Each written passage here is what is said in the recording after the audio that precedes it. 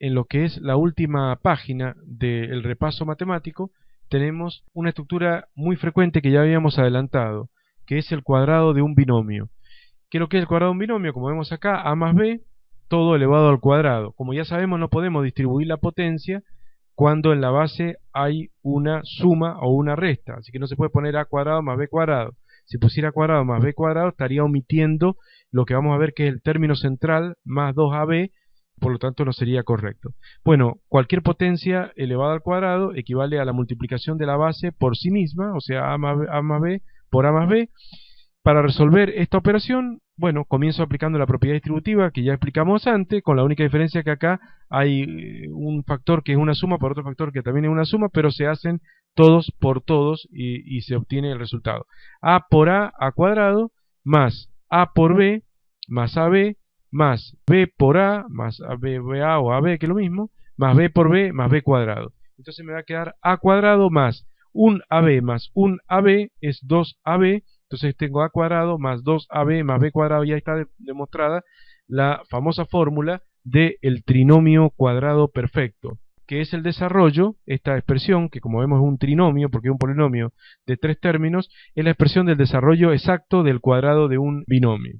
Ahora, en caso de que en la base de la potencia cuadrática haya una resta en lugar de una suma, lo mejor es aplicar simplemente la fórmula que acabamos de ver, o sea, el cuadrado del primero más el doble producto del primero por el segundo más el cuadrado del segundo, y no aprender de memoria un montón de fórmulas que se pueden generar según cuál de los dos sea negativo, por ejemplo, menos a más b, o incluso menos a menos b, todo al cuadrado. No hace falta aprender fórmula de memoria, digamos, es inútil hacerlo así. Lo mejor es aprenderlo de una sola manera, con el signo más, como hemos visto. Pero lo que va a ocurrir es que cuando es a menos b, yo puedo considerar que a es un número positivo y b es un número negativo que está sumándose a a, o sea que a menos b lo considero como la suma de a más menos b. Y de esa manera, teniendo presente que, como decimos siempre, el signo menos pertenece al número que viene después, y no tiene nada que ver con el número que está antes, aplico a pie juntillas, podríamos decir, la fórmula recién demostrada. El primero al cuadrado, a cuadrado, más el doble producto del primero a por el segundo menos b, que se lleva su signo a la rastra, más el segundo menos b, todo elevado al cuadrado. Todo el segundo elevado al cuadrado, o sea, tanto la menos como la b elevada al cuadrado. Y esto me va a quedar entonces igual a al cuadrado, el término del medio, que hay un número negativo, queda negativo, por regla de los signos, menos 2ab, más b al cuadrado, porque el tercer término, base negativa con exponente par, queda positivo, y por lo tanto ese menos, digamos que se va, ¿no?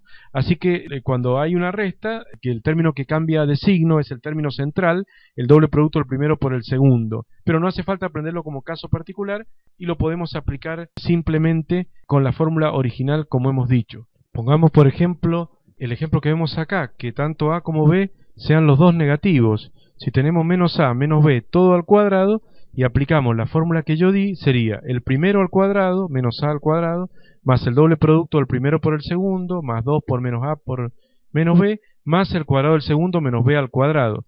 Y esto daría como resultado base negativa exponente par, positivo lo primero, a cuadrado, el segundo término en la separación en términos quedaría más por menos da positivo, y queda más 2ab, y el tercero también quedaría base negativa exponente par positivo, quedaría más b al cuadrado, con lo cual vemos que menos a menos b todo al cuadrado dio exactamente igual que si tuviéramos a más b directamente los dos positivos al cuadrado, es el cuadrado del primero más el doble producto del primero por el segundo más el cuadrado del segundo.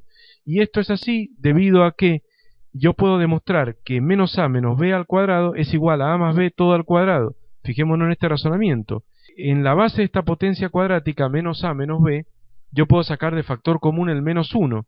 Entonces, en lugar de escribir la base de esta potencia cuadrática menos a menos b, la puedo escribir menos 1 por paréntesis a más b.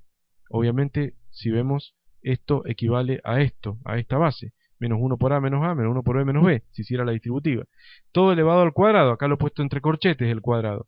Ahora si aplico la distributiva de la potencia respecto de la multiplicación, esto sería igual a menos 1 al cuadrado por a más b al cuadrado. Acá hay una multiplicación entre dos factores en la base de esta potencia.